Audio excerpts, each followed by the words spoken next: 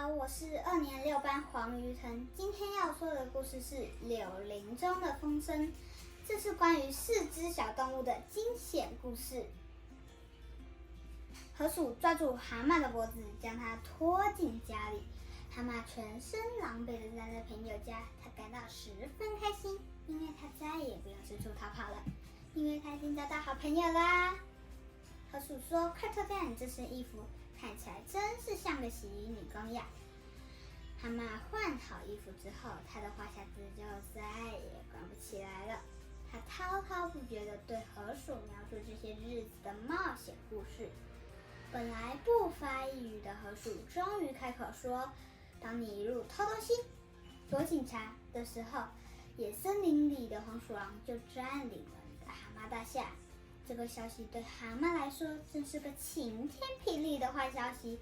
蛤蟆听了，伤心地哭了起来。完蛋了，我再也见不到最心爱的蛤蟆大厦了。伤心的蛤蟆趁着河鼠不注意的时候，偷偷地溜到了蛤蟆大厦，了解情况。他看见一只黄鼠狼拿着一支枪守在大门口，然后他又向河鼠借船，慢慢地滑进自己的船屋。突然，一颗大石头掉到船上，船一下子就沉了。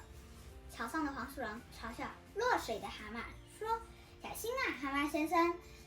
尽管蛤蟆做了许多坏事，河鼠、獾和鼹鼠还是为他的遭遇感到难过。他们在河鼠家里开会计划，帮助蛤蟆夺回他的房子。我知道一条秘密通道可以通往蛤蟆大厦。獾很有信心地说：“明天晚上，这群黄鼠狼会举行一个隆重的宴会，可以趁着他们手上不拿武器的时候开始反攻。”大家听了这项大胆的计划，异口同声地表示赞成。